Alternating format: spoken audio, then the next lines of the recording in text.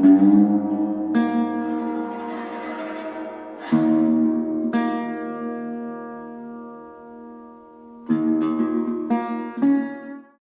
disappearance of Jordan Grider. Could this be a possible cryptid attack? You decide. The truth is within the shadows. What killed Jordan Grider? Duluth, Minnesota. For as innocently as it started, Sean Williams could have ended up finding Jordan Grider and asking him to move his pickup truck. Instead, the conservation officer from the Minnesota Department of Natural Resources in Ely found mystery in a grisly death that looked like bloody murder and felt like total isolation. Almost 2 years ago, Grider arrived alone in northern Minnesota with a plan to camp through a winter in the Boundary Waters Canoe Area wilderness.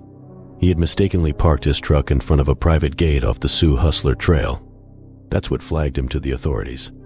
The 29-year-old Grider from Moriarty, NM, was an experienced outdoorsman and an unconventional person who had spent the previous 10 or 12 years living in the woods of Kentucky and upper New York. This time, he'd come north to be near the water, his mother, Rebecca Grider, said. Jordan used to tell people, "I'm not homeless, I have a home. I just choose to have it outside," she said. She's convinced a pack of wolves surprised and killed her son while he slept in the Boundary Waters. "I suspect he was caught the first night," she said. They said lunch. Grider had set up his campsite overlooking a seasonal beaver slough, as picturesque at the time as a private lake.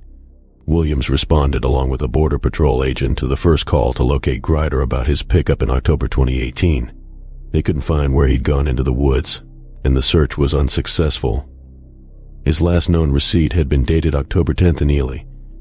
What they found almost 6 months later after some hard-won police work and snowmobile tracking was a south-facing slope that Williams felt good about. He told the Duluth News-Tribune he would have wanted the same cover from the north wind had he been winter camping. The men followed the slope on foot right into Grider's camp in April 2019. "It's in a super remote place," Williams said. "If you were looking for a spot to avoid contact with people, you really did find it." Williams remembered coming upon the snow-covered scene as a sobering experience. "We were kind of just taking it in, myself and the agent, a visual inventory," Williams said. "We noticed a large amount of blood everywhere." Williams took stock of the makeshift tent, a hammock slung under a green tarp which hung over a guy wire. He also found a 9mm Beretta pistol in the hammock with 2 loaded magazines outside the gun. A line in the St. Louis County Sheriff's Office report described a large amount of blood inside the hammock and sleeping bag. There were signs of wolves at the campsite, too, both footprints and scat, Williams recalled. The official report about the initial search of the campsite underscored what the 2 men failed to locate. Grider was not found. The upper hand.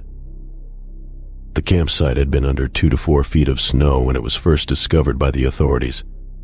It wasn't until subsequent searches after the snow melt later in April and May 2019 that Grider's remains were uncovered. Just 12 bones, including vertebrae, a possible femur, and a possible forearm, according to the Sheriff's Office report. There was blood spatter on the walls of the tarp, the report said. 10 bones were found, along with a shredded jacket and other torn bits of clothing at the campsite. 2 more bones were later discovered farther off-site by cadaver dogs. "They didn't find a skull," Rebecca Grider said. "They took teams of 20 and 30 people out and did the 1-by-1 grid walk. They went up with cadaver dogs to try to find more. They still didn't." The Midwest Medical Examiner's Office in Anoka County has yet to file a cause of death in the Grider case. It says one should be coming soon. Foul play was ruled out for having no evidence to support it. Suicide was ruled out during the investigation, too, because the gun hadn't been used and Grider's cell phone located at the scene didn't include anything resembling depression or cries for help. There was a text message that was a group message to his family, stating how much grain and beans he had bought and that he was prepared for a long winter. The Sheriff's Office report said. Grider had also just been visiting his parents and 5 brothers in New Mexico through his birthday at the end of September 2018, finishing up several months at home. They knew what he was planning to do and learned long ago not to try to stop him. From a young age, his attitude was, "My show, my parade, my circus," his mother said.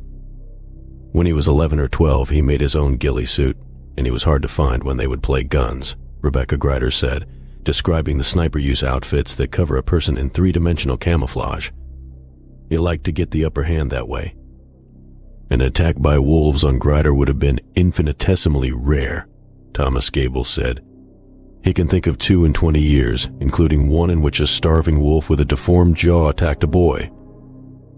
Gable is a University of Minnesota researcher who has been intensively studying wolves since 2015 as project lead on the Voyageurs Wolf Project. He focuses on predator-prey dynamics, and in that regard says wolves tend to avoid humans. It's why there are no recorded non-captive wolf killings of humans in Minnesota dating to the 1800s. They have a built-in innate fear of humans, probably through a long relationship with people and learning that people mean trouble and bad news, he said. They avoid people in human settlements. That said, he doesn't see a pack of wolves having an issue eviscerating a human in a hammock. But having read the report into Grider's death, the evidence of Grider's case doesn't compel Gable to think the unspeakable happened either. There were no rips or tears in the hammock or tarp. The sheer number of other campers across northern Minnesota's wolf country who aren't attacked by wolves is a consideration too, Gable said. A wolf's table manners are another. For as bloody as it was, Gable would have expected a wolf kill to feature greater signs of struggle, and the resulting mess to have been even more pronounced. They're not neat predators, Gable said. If they make a kill, the scene where the blood and remains are a huge scene of disturbance. The blood smears across a large area. Gable agreed it was more likely wolves devoured Grider's already dead body. That is totally possible, Gable said. Wolves and any other animal, they're going to do what they need to do to survive. They don't make a huge differentiation between dead, rotting bodies, whether it's a person or a bear. We see wolves scavenging all sorts of dead animals. His independence?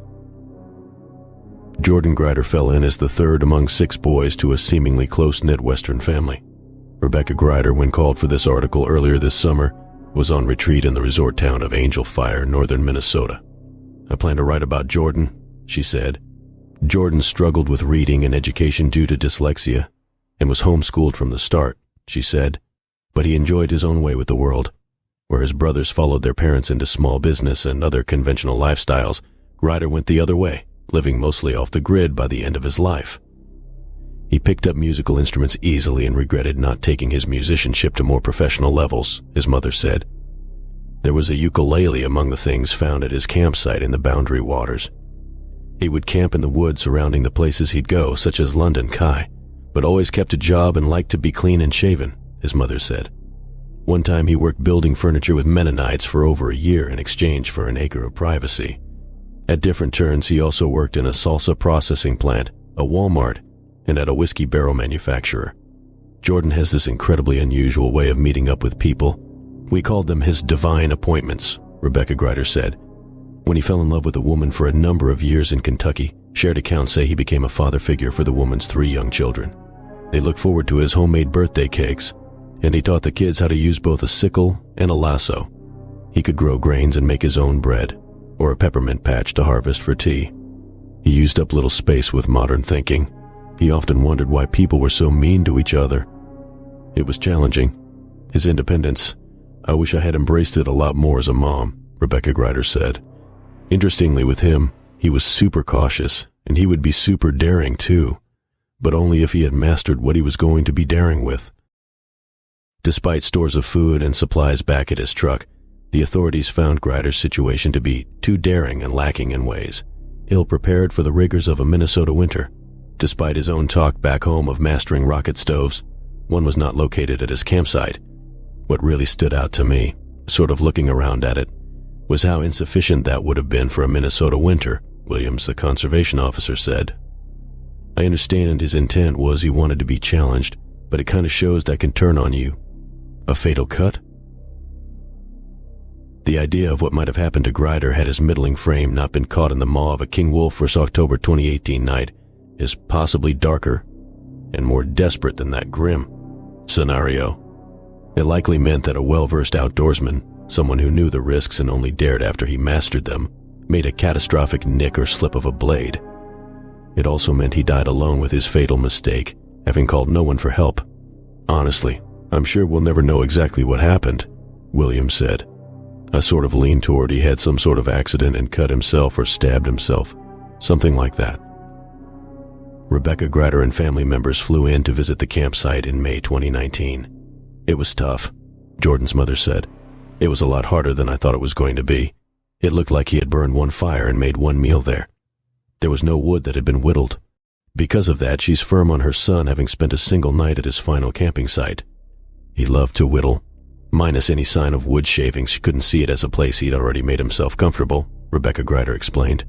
I'm pretty convinced they got him in his sleep that first night, she said. The police don't think it was an animal attack because there's no destruction to property other than clothing. In the police report about his death, Rebecca Grider revealed something to authorities she no longer subscribes to after having visited the site and processed some of her grief.